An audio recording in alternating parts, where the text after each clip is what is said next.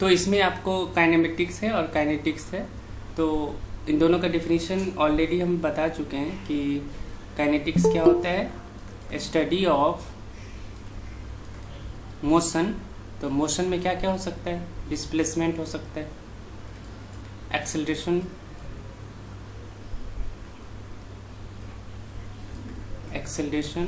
And trajectory motion.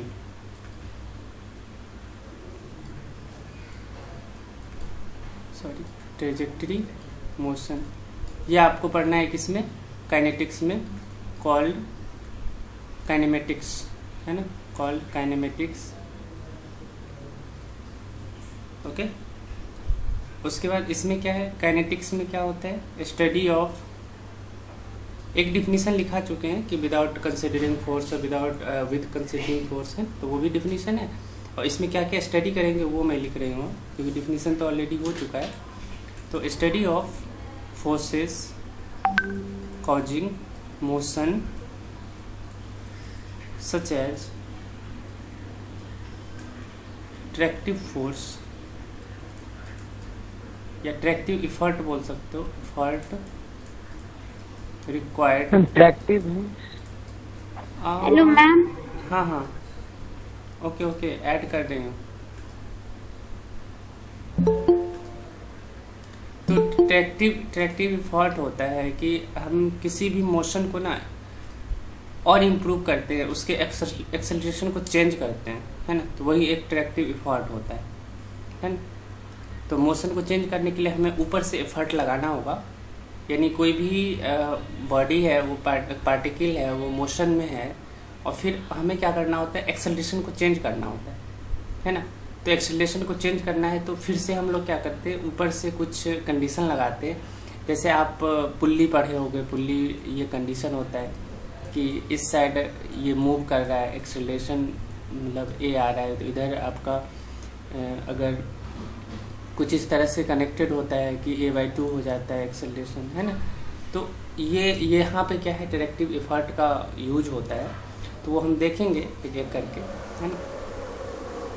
4-5 lecture तो इसमें भी चाहिए, काइनेटिक्स वाले मॉड्यूल 7 में भी, है ना, तो उसमें देख लेंगे अच्छे से।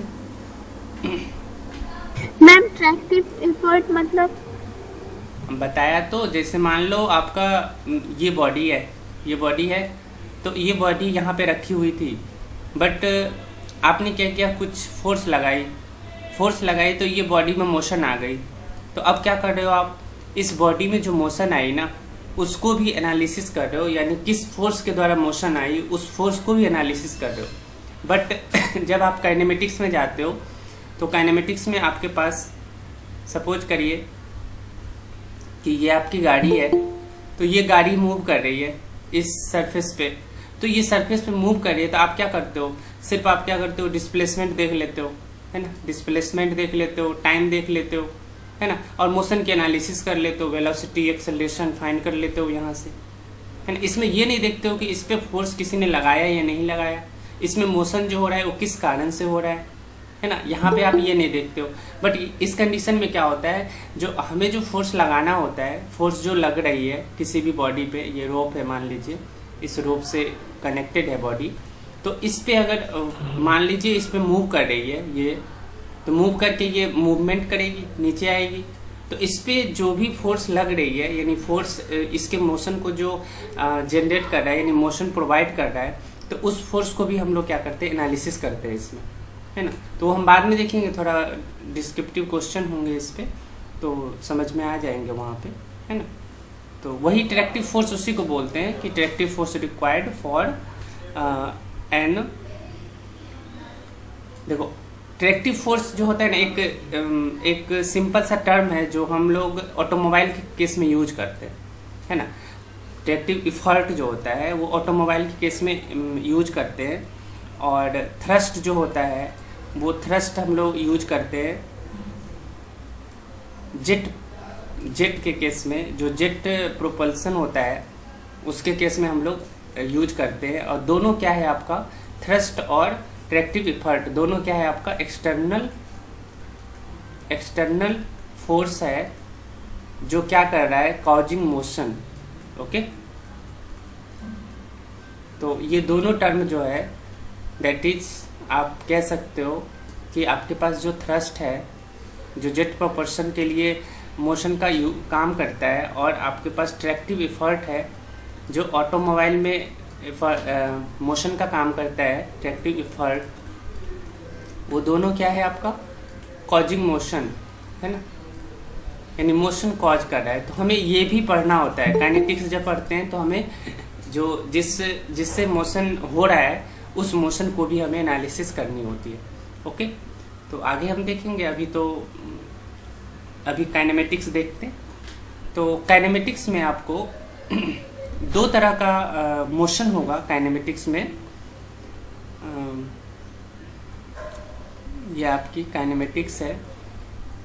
काइनेमेटिक्स में जो टाइप ऑफ मोशन है, अगर हम टाइप ऑफ मोशन की बात करें, टाइप्स ऑफ मोशन, तो 2 टाइप ऑफ मोशन हमें पढ़ना होता है। एक तो रेक्टिलिनियर मोशन होता है,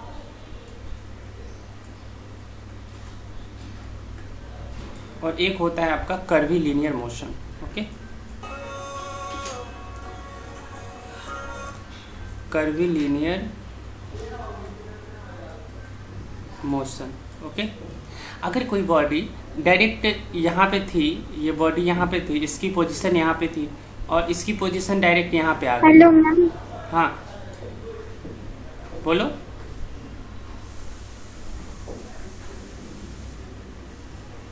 बोलो, टाइम बर्बाद मत करो, बोलो सिर्फ। ये बॉडी है आपका। मैम आपकी आवाज कट रही है। अब बेटा अब क्या करूं मैं, आवाज़ तो मेरे को तो क्लियर सुनाई दे रही है मेरी आवाज़।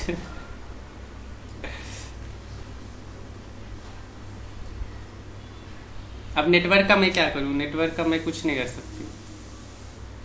सोनू सुनाई दे रहा है? आवाज आ रही है मैम? आ रही है। ओके, देखो आ रही है आवाज़। तो देखिए मान लीजिए आपकी बॉडी है, कोई बॉडी है, बड़ी सी बॉडी है ए बी, उसकी पॉइंट है, पोजीशन है ए, वो ए डैश पे आ गई मूव करके। फिर इसकी जो सी पॉइंट है वो आपकी सी डैश पे आ गई, बी पॉइंट है बी डैश पे आ गई। तो यहाँ पे क्या है, जो पार्टिकल का, इसके बॉडी के जो पार्टिकल है उसका मूवमेंट जो है ना वो एक स्ट्रेट लाइन में है। तो जब स्ट्रेट लाइन में मोशन होगा तो हम कहेंगे रेक्टिलिनियर मोशन। और जब आपका यही कर्व के फॉर्म में होगा, दैट इज सपोज कर लीजिए कि ये आपकी ऐसे करके आया है ना, तो ये क्या होगी आपकी कर्वीलिनियर मोशन। दैट इज ये कर्व के थ्रू आया और ये आपकी स्ट्रेट लाइन के थ्रू आया। तो इसमें हम लोग लिख सकते हैं इन दोनों की डिफिनीशन में। एग्जाम में आ सकता है कि कर्वीलिनियर मोशन और रेक्टिलिनियर मोशन में क्या डिफरेंस होता है, तो 2-3 नंबर में पूछ सकता है ये, तो आपको लिखना होगा वहाँ पे। In this particles of a body moves along straight parallel path। Okay, और इसमें क्या होगा, in this particles of the body travel along curved path parallel to each other. यहाँ भी पैरेलल ही होगा, बट क्या होगा, ये इसकी जो पाथ होगी वो क्या होगी, कर्व पाथ होगी। ओके, तो इसमें आप लोग देख रहे हो, दोनों में डिफरेंस देख रहे हो, दोनों को हमें पढ़ना है एक एक करके। तो अब यहाँ पे हमें एक टर्म आया कि पार्टिकल है ना, तो हम पहले देख लेते हैं पार्टिकल क्या होता है ना। शायद मैं पार्टिकल का डिफिनीशन लिखा चुकी हूँ, बट यहाँ भी लिख लीजिए आप। It is a body, particle भी एक तरह का बॉडी ही है, उसकी क्या होगी, निग्लिजिबल डायमेंशन होगी,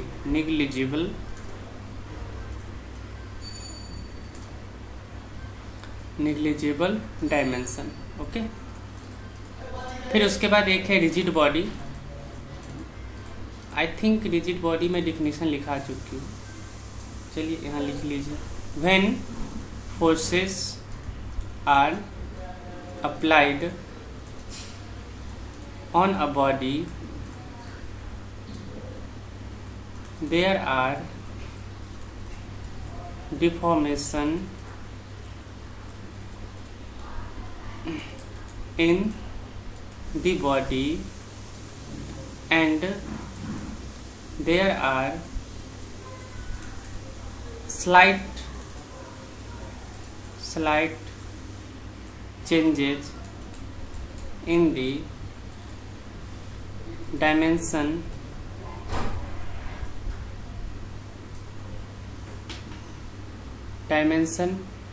of the body when these deformation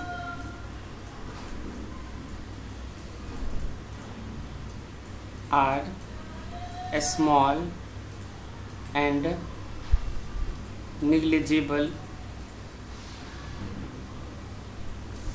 The body is said to be rigid body. Okay, that is कोई भी बॉडी है तो उसमें डिस्प्लेसमेंट होता है तो डायमेंशन में कुछ ना कुछ चेंज होती है, बट अगर वही चेंज वही डिफॉर्मेशन अगर स्मॉल और निग्लिजिबल होगा, है ना, नहीं के बराबर होगा, तो हम उसे क्या बोलेंगे? रिजिड बॉडी बोलेंगे. ओके,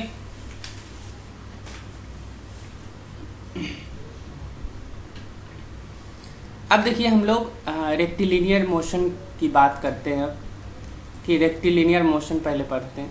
रेक्टिलिनियर मोशन,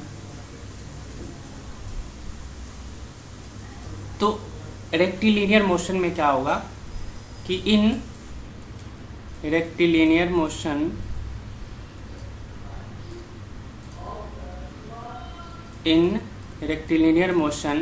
एक्सेलरेशन को मैं इसे डिनोट कर रही हूँ. एक्सेलरेशन में रिमेन कांस्टेंट और may vary with respect to time, velocity, displacement. Okay, that is यहाँ पे ये इसके कहने का मतलब क्या है, जो आपका एक्सेलरेशन होगा, अगर आप ए लिखोगे, है ना, तो एक्सेलरेशन जो होगा वो एक्सेलरेशन फंक्शन हो जाएगा किसके? फंक्शन ऑफ एक्स या फंक्शन ऑफ टी या फंक्शन ऑफ वेलोसिटी, है ना. और या नहीं तो एक्सेलरेशन आपका क्या होगा? कांस्टेंट भी हो सकता है. दैट इज आपकी जो वेलोसिटी है, change in velocity delta V equal to 0 हो जाएगी, यानी वेलोसिटी में कोई चेंज नहीं हो रही है, तो क्या होगी? एक्सेलरेशन आपकी कांस्टेंट हो जाएगी. ओके, तो यहाँ पे आप मैम हाँ बोलो. मैम ये एक्सेलरेशन वाला कैसे बताया? हाँ, वो मैं क्वेश्चन कर, अभी मैं कुछ एग्जांपल दे रही हूँ. जैसे मान लीजिए आपके पास ये आपकी स्पेशल कोऑर्डिनेट है, मान लीजिए आपका एक्स कोऑर्डिनेट है, ये आपकी वाई कोऑर्डिनेट. ओके, और सपोज करिए कि ये एक पाथ है. अब यहाँ पे आपने क्या किया, इस पाथ पे कोई व्हीकल लिया, व्हीकल को मूवमेंट कराई, है ना, ये आपकी व्हीकल है, व्हीकल को आपने मूवमेंट कराई, तो ये व्हीकल मूवमेंट कर रही है. तो यहाँ पे आपकी एक पॉइंट होगी, मान लीजिए पी पॉइंट है, पी पॉइंट से आपका व्हीकल मूव कर रहा है. तो सपोज करिए कि यहाँ से आप ये जो पार्टिकल है, ये जो बॉडी है, ये स्टार्ट हो रहा है मूवमेंट का, तो क्या होगा? t इक्वल टू 0 पे ये यहाँ पे है. आप सपोज कर लीजिए कि t इक्वल टू आपका 1 सेकेंड है, यहाँ पे आ गया. t इक्वल टू 2 सेकेंड पे यहाँ पे आ गया. सपोज कर लीजिए t इक्वल टू 3 सेकेंड पे आपका यहाँ पे आ गया, t इक्वल टू 4 सेकेंड पे यहाँ पे आ गया. तो दैट इज, इसका मीनिंग क्या है कि आपका जो बॉडी है वो क्या हो रहा है? मूव कर रहा है एक टाइम के रिस्पेक्ट पे, पर्टिकुलर टाइम ऑफ इंटरवल में क्या हो रहा है? बॉडी का जो पोजीशन है वो चेंज हो रहा है ना. इसमें क्या होता है? ऑब्जर्वर होता है, एक टर्म होता है ऑब्जर्वर, है ना, क्योंकि कोई भी बॉडी मूव कर रही है तो हमें ऑब्जर्वर एक डिसाइड करना होता है कि हम कैसे समझेंगे कि जो बॉडी मूव कर रही है. तो एक ऑब्जर्वर होता है जो ऑब्जर्व करता है कि कोई भी बॉडी है वो मूव कर रही है. जैसे हम प्लेटफॉर्म पे बैठे रहते हैं तो ट्रेन जा रही होती है, तो इसका मतलब हम प्लेटफॉर्म पे बैठे हैं, रेलवे प्लेटफॉर्म पे, तो ट्रेन जा रही है, इसका मतलब क्या है कि हम एक ऑब्जर्वर हैं जो ऑब्जर्व कर रहे हैं ट्रेन की वेलोसिटी को। या सपोज करिए कि आप देखे होंगे कि कुछ मेंबर खड़े होते, वहाँ पे एम्प्लॉय खड़े होते हैं रोड पे, जहाँ पे सिग्नल जहाँ पे होता है वहाँ पे चेक किया जाता है कि कोई भी गाड़ी है हाई स्पीड से तो नहीं गुजर गई यहाँ से, तो हाई स्पीड से हो गई तो उस पर फाइन लगाया जाता है, चालान कटता है। तो वहाँ पे क्या होता है, एक ऑब्जर्वर होता है जो ऑब्जर्व करता है कि किसी की गाड़ी की वेलोसिटी ज़्यादा तो नहीं हो गई। तो ऑब्जर्वर किस तरह का हो सकता है, तो ऑब्जर्वर आपकी एक फिक्स्ड हो सकती है और एक आपकी मूविंग हो सकती है, कि ऑब्जर्वर मूविंग हो सकता है, एक फिक्स्ड हो सकता है। कभी कभी क्या होता है, जो रोड होता है इस तरह से, आप लोग को यूज है, ये सारी चीज़ यूज है, मैं इसीलिए सिविल के से रिलेट करके इसको बता रही हूँ कि आपका रोड है मान लीजिए, तो रोड में ये क्या है, डिवाइडर है। तो इधर से आप क्या कर रहे हो कि ऐसे समझ लो कि एनालिसिस करना है। तो कभी कभी क्या होता है, मूविंग एक व्हीकल होता है, व्हीकल में कुछ मेंबर बैठे होते हैं, अब वो मेंबर क्या करते हैं, दूसरे साइड जो व्हीकल जा रही है अपोजिट डायरेक्शन में, वो देखते हैं कि कितने व्हीकल्स जा रही है। तो मान लीजिए एक व्हीकल गई, ये भी मूव कर रहा है और ये भी देख भी रहा है कि दूसरे साइड में कितने व्हीकल मूव कर रही है। तो यहाँ पे क्या है, ऑब्जर्वर है ये। तो ये ऑब्जर्वर क्या है, मूविंग है ना। बट यहाँ पे मान लीजिए आप यहाँ पे एक बैठे हो, प्लेटफॉर्म पे बैठे हो, रेलवे प्लेटफॉर्म पे, है ना। तो ये मान लीजिए ओ पॉइंट है जो क्या है, फिक्स्ड है। तो यहाँ से आप ऑब्जर्व कर रहे हो इस व्हीकल्स की वेलोसिटी को, व्हीकल्स की पोजीशन को, तो ये क्या हो गया, फिक्स्ड हो गया, है ना। तो एक मूविंग हो गया, एक फिक्स्ड हो गया ऑब्जर्वर। अब मूविंग ऑब्जर्वर में क्या क्या हो सकता है, मूविंग और ऑब्जर्वर में आपकी कांस्टेंट वेलोसिटी हो सकती है। आप एनालिसिस कर सकते हो कि कोई भी व्हीकल्स है वो कांस्टेंट वेलोसिटी से जा रही है, तो उस कंडीशन में क्या होगा, कांस्टेंट वेलोसिटी से जा रही है, तो इसका मतलब क्या हुआ, एक्सेलरेशन वहाँ पे नहीं है, एक्सेलरेशन क्या है, जीरो है। और या नहीं तो क्या होगा, एक्सेलरेट होता रहेगा, दैट इज वेलोसिटी में चेंज होके मूव कर रहा होगा। तो ये दो कंडीशन हो सकता है, ऑब्जर्वर का कंडीशन ये दो हो सकता है। उसके बाद आपको क्या करना होता है, इंडिपेंडेंट कोऑर्डिनेट एक चूज करना होता है। जब भी आप फंक्शन डिफाइन करते हो, इंडिपेंडेंट कोऑर्डिनेट होता है ना। आप लोगों को सब कुछ आता है, आई नो, बट देख लो इसको, है ना। इंडिपेंडेंट कोऑर्डिनेट में जनरली क्या क्या हो सकता है, तो यहाँ पर जनरली होता है एक टाइम को इंडिपेंडेंट कोऑर्डिनेट मानते हैं। जैसे मान लीजिए आपका फंक्शन है f(x = x² + 2x + 1) या y = आप लिखते हो x² + 2x + 1। दैट इज यहाँ पे आपका इंडिपेंडेंट वेरिएबल कौन सा है और डिपेंडेंट वेरिएबल कौन सा है। जब आप देखोगे, है ना, तो x आपका क्या है, इंडिपेंडेंट है, ओके, कि और बट y क्या है आपका, डिपेंडेंट है, बिकॉज y का वैल्यू जो है वो x के वैल्यू पे डिपेंड कर रहा है। x का वैल्यू आप चेंज कर रहे हो तो y का वैल्यू चेंज हो रहा है, ओके। तो यहाँ पे एक टाइम है और एक पोजीशन है, ओके। तो ये दो इंडिपेंडेंट कोऑर्डिनेट होता है। जैसे सपोज करिए कि आपने इधर लिया टाइम, इधर लिया x पोजीशन, इधर लिया y पोजीशन, है ना, क्योंकि 2D डायरेक्शन है तो x पोजीशन y पोजीशन दोनों लेना पड़ेगा। अब इसके बाद क्या होता है, u वेलोसिटी होता है एक, u वेलोसिटी। अगर आप इस तरह की एक्सिस मान रहे हो, यानी 2D मान रहे हो, यहाँ पे 2D कंडीशन, तो यहाँ पे x डायरेक्शन होगा, ये आपकी y डायरेक्शन होगी। तो यहाँ पे आपकी y पोजीशन भी होगी, u वेलोसिटी होगी, x पोजीशन होगी, सॉरी x पोजीशन के लिए u वेलोसिटी होगी और y पोजीशन के लिए आपकी v वेलोसिटी होगी, ओके। तो सपोज करिए कि आपका टाइम है t = t1, है ना, t = t2, t = t1 पे आपने जो पोजीशन हुआ, x का पोजीशन x1 आया, y का पोजीशन y1 आया। इसी तरह से t2 पे क्या हुआ, x2 आया, फिर y2 आया, फिर t3 पे x3 y3 dot dot dot infinite tn मान लीजिए, tn xn और yn। तो इस तरह से आपका क्या हो रहा है, टाइम पार्टिकुलर टाइम से क्या हो रहा है, x और y का पोजीशन चेंज हो रहा है। जैसे मान लीजिए आप यहाँ पे देखोगे तो यहाँ पे आपका x और y का कोऑर्डिनेट है, और पार्टिकुलर दूसरे टाइम पे आप जाओगे तो ये क्या होगा, x2 y2, है ना। तो इसी तरह से फिर चेंज होगा x3 y3। तो ये आपकी कोऑर्डिनेट सिस्टम है जो चेंज हो रही है। अब वेलोसिटी की बात करते हैं, तो वेलोसिटी में क्या होता है, जो u वेलोसिटी है वो क्या हो जाती है u1 u2 u3 dot dot dot, है ना। ये तो आपका x का कंपोनेंट हो गया, ये आपकी y के कंपोनेंट में देखेंगे तो v1 v2 v3 v4। आप अगर 3D एनालिसिस करोगे तो यहाँ पे क्या होगा, w वेलोसिटी भी हो जाएगा, तो w velocity w1 w2 w3, और ये क्या होगा, z का कंपोनेंट हो गया, यहाँ पे हो जाएगा z पोजीशन, है ना। यानी 3D एनालिसिस अगर करोगे आप तो 3D एनालिसिस में आपको तीनों, मान लीजिए ये तीनों एक्सिस से ये कोई पॉइंट है, इस पॉइंट का कोऑर्डिनेट देखते हैं x y z, है ना, ये तीनों का पोजीशन है। तो इस तरह से हम लोग पोजीशन को डिफाइन करते हैं रेक्टिलिनियर में, है ना। u और v जो है आपका u v w जो है कंपोनेंट, ये फ्लूइड मैकेनिक्स में यूज है आप लोग का, है ना, इसलिए मैं यहीं पे थोड़ा सा काइनेमेटिक्स में डिस्कस कर ले रही हूँ क्योंकि वहाँ पे आसान हो जाएगा आप लोगों को समझने में। तो X Y direction, X Y Z direction, okay, क्योंकि हमने तीनों एज्यूम किया हुआ है। तो यहाँ पे आप अगर एक्स वाई यहाँ पे देख रहे हो, एक्स है, वाई है, जेड है ना, और टी है आपका, है ना। तो यहाँ पे आप इस कंडीशन में आप देखोगे जो ये जो हमने टेबल बनाई हुई है, तो इस कंडीशन में क्या होगा, आपका ये वाला जो पार्ट है ये क्या हो गया, डिपेंडेंट हो गया, है ना। यहाँ पे आपका ये डिपेंडेंट हो गया, बट ये क्या हो गया, इंडिपेंडेंट हो गया।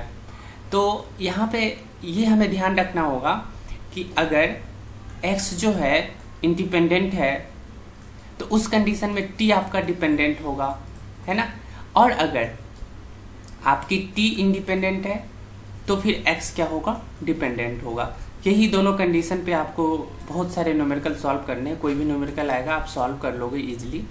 तो यहाँ पे क्या है, ये आपका एक्स वाई जेड क्या हो गया, डिपेंडेंट वेरिएबल, ओके, बट आपका t क्या हो गया, इंडिपेंडेंट वेरिएबल, ओके। कोई प्रॉब्लम यहाँ तक नहीं होगा शायद, आई होप। अब देखिए काइनेमेटिक्स का लॉ क्या होता है, लॉ ऑफ काइनेमेटिक्स। काइनेमेटिक्स की कुछ लॉ होती है, जैसे सपोज करिए आप 1D की बात करोगे, वन डायमेंशनल कंडीशन में, तो वेलोसिटी जो होती है वो क्या होती है, rate of change of position with respect to time, या रेट ऑफ चेंज कर दिए तो वही हो गया आपका विद रिस्पेक्ट टू टाइम, है ना। तो change in position with respect to time या change in displacement with respect to time आपकी क्या होगी, वेलोसिटी हो गई। तो ये आपकी लॉ बोलता है कि काइनेमेटिक्स का लॉ यही होता है, if x position is known at an instant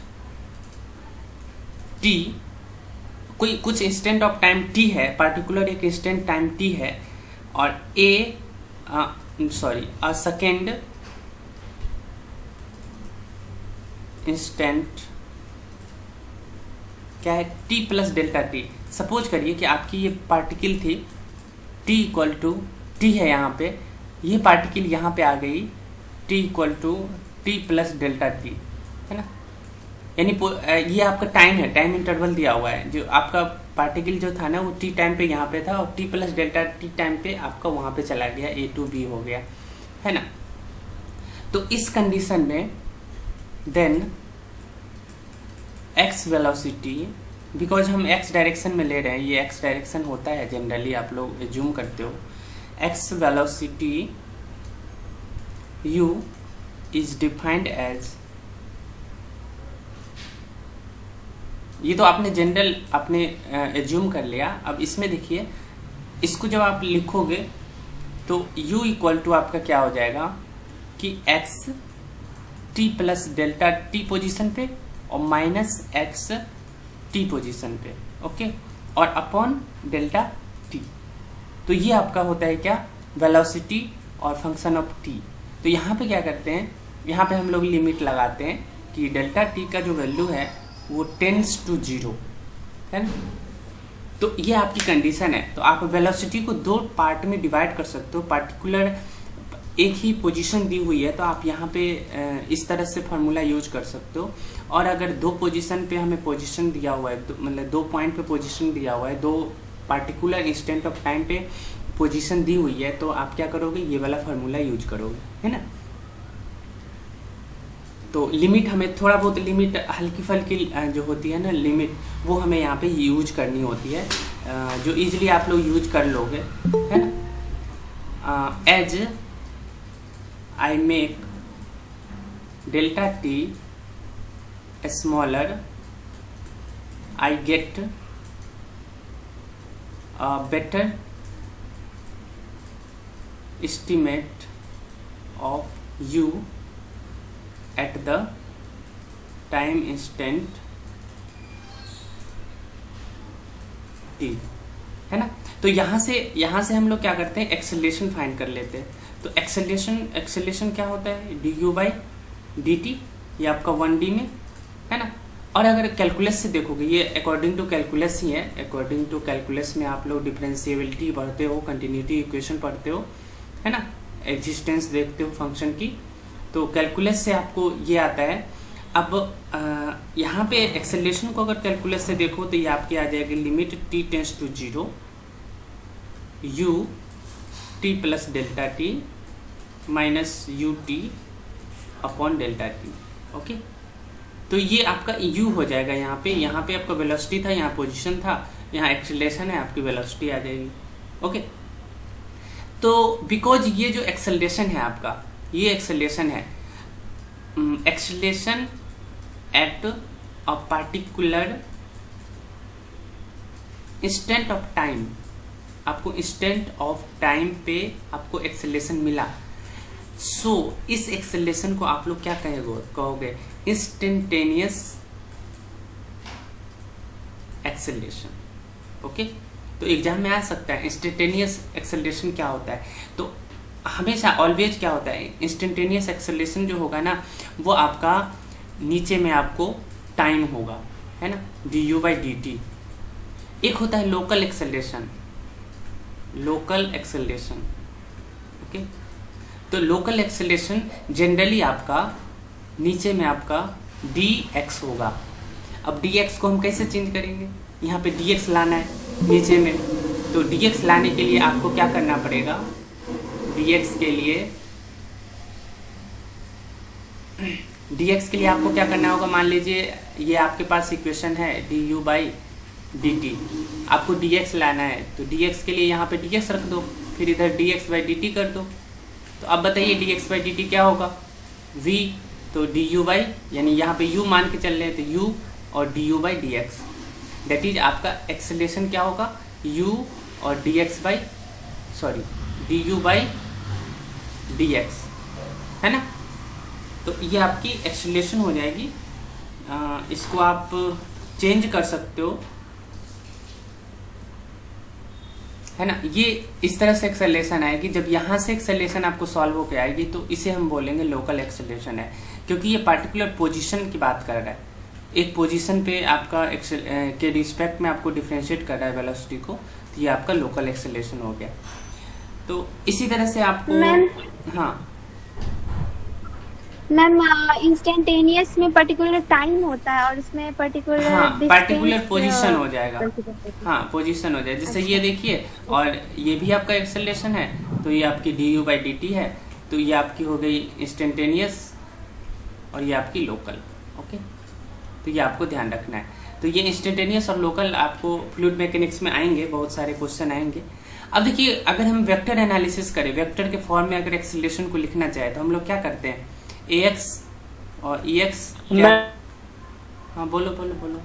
ma'am local क्या होता है, सॉरी मैम। अरे अगर पोजीशन पे हम डिफाइन करेंगे तो उसको लोकल बोले। पहली बात ना, हाँ पहली, बहुत सारे ऐसी पहली बार सुनोगे, तो इसलिए मैंने बोला था कि आप लोग को क्लास करना है, इसलिए मैंने बोला था क्लास करना है, ओके।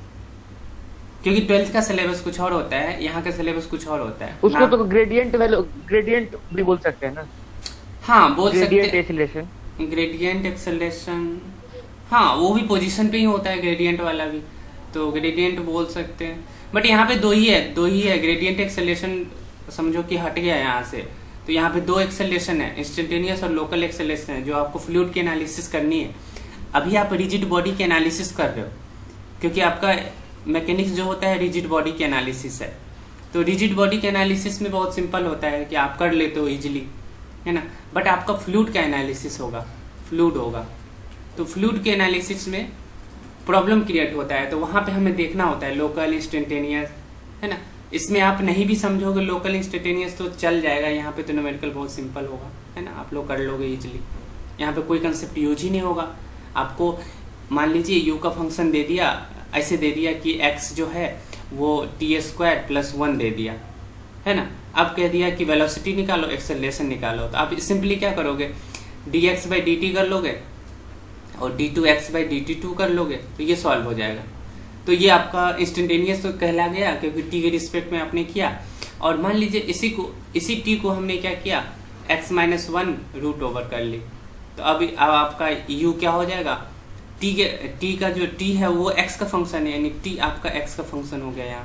यहाँ x आपका t का फंक्शन है ना। तो आपको इसी तरह क्वेश्चन आएगा, तो यहाँ पे तो कोई कंसेप्ट यूज नहीं होगा आप लोग का, है ना। आप लोग को इजी क्वेश्चन आएगा, तो घबराने की जरूरत भी नहीं है। आगे देखना फ्लूइड मैकेनिक्स में। और चले गया था, एक बार फिर से बता दीजिएगा। अरे देख लेना, इसको फिर से देख लेना आप लोग, क्योंकि ये 45 मैम हो हम गए। बोल रहे थे लोकल को मैम ग्रेडियंट भी तो कह सकते हैं ना। हाँ कह सकते हैं, कह सकते हैं। ग्रेडियंट वेलोसिटी हाँ जरूर यही ना कह यूज सकते होता है मैम।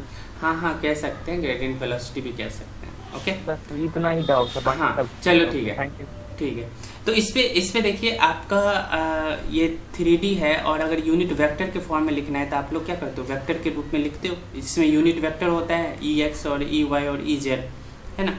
तो इसको जब आप सॉल्व करते हो, मान लीजिए आपके पास कि आप इसमें क्या होता है, Ax और Ay और Az है, तो ये तीनों जो होता है आपका लोकल एक्सेलरेशन, है ना, at the position x, y, z in the 3 unit vector direction. Okay, उसके बाद आप देखोगे तो a को आप लिख सकते हो कि velocity into del into velocity, है ना। और डेल जो होता है इसको बोलते हैं हम लोग ग्रेडियंट, है ना। ये आप लोगों ने मैथ में पढ़ा हुआ है, मैथ का पार्ट है ये, कि आप इस तरह से लिख सकते हो इसको, दैट इज वेलोसिटी को और डॉट प्रोडक्ट करोगे, डेल भी करोगे तो डॉट प्रोडक्ट हो जाएगा आपका, है ना। तो इसको अगर हम डिफरेंशिएशन के फॉर्म में अगर लिखना चाहें, यानी एक्सेलरेशन को डिफरेंशिएशन के फॉर्म में लिखना चाहें, तो अब क्या है, अब आपका जो वेलोसिटी है, अब आपका जो वेलोसिटी है वो किसका फंक्शन है, फंक्शन ऑफ x भी है, फंक्शन ऑफ y भी है, फंक्शन ऑफ z भी है ना। क्योंकि यहाँ पे x डायरेक्शन में एक्सेलरेशन, y डायरेक्शन में, z डायरेक्शन में, तो आपको तीनों डायरेक्शन में दे दिया। मान लीजिए आपको दे दिया क्वेश्चन x² + y² + z², है ना। तो आप क्या करोगे, एक्सेलरेशन यहाँ पे अगर निकालना होगा तो आप ऐसे नहीं लिखोगे du/dx या dt, तो ये गलत हो जाएगा, है ना। आपको टोटल डिफरेंशिएशन यूज नहीं करना है यहाँ पे। तो आपको कौन सा डिफरेंशिएशन यूज करना पड़ेगा, यहाँ पे आपको यूज करना पड़ेगा पार्शियल डिफरेंशिएशन। ओके, और ऑलरेडी आप लोग जानते हो पार्शियल डिफरेंशिएशन क्या होता है ना। पार्शियल डिफरेंशिएशन करना है तो ax क्या हो जाएगा आपका, यहाँ पे u डेवर u/डेवर x plus v डेवर u/डेवर y plus w और डेवर u/डेवर z। तो कुछ इस तरह से आप लोग यूज करोगे अगर इस तरह का क्वेश्चन दिया रहेगा। देखो क्वेश्चन किस किस टाइप का आएगा वो देख लो थोड़ा सा, अब फिर इन करते हैं कि फर्स्ट क्वेश्चन आपका आएगा कि x = फंक्शन ऑफ t दिया रहेगा, है ना। दूसरा क्वेश्चन आएगा, फिर जो भी निकालना है वो आप निकाल लोगे, आपके पास फॉर्मूले बहुत सारे हैं, आपको याद होंगे तो आप निकाल लोगे। फिर आपको क्या करेगा, t = आपका फंक्शन ऑफ x दे देगा, तो ये कंडीशन दे दिया। थर्ड कंडीशन आपको क्या करेगा, जो u है वो आपको फंक्शन ऑफ x भी है, y भी है और z भी है, ये दे देगा, है ना। तो इस कंडीशन में आपको क्या करना है, पार्शियल यूज करना है, और इस कंडीशन में आपको टोटल यूज करना है, यानी total differentiation and this is the partial differentiation. Okay, तो ये हो गया। उसके बाद आप लोग क्या करना, एक क्वेश्चन लिख लो, जो क्वेश्चन आप लोग खुद सॉल्व करना, फिर नेक्स्ट लेक्चर में डिस्कस भी कर दूंगी अगर आप लोग को दिक्कत हो तो। देखिए, कंसीडर अ पार्टिकल, वैसे हो जाएगा आप लोगों मैम से। थोड़ा धीरे। Exciting motion in one dimension, the velocity u is given by u equal to e to the power minus t meter per second. Okay, the particle is ma'am at, हाँ बोलो, मैम मैम यू क्या बोल रहे हैं?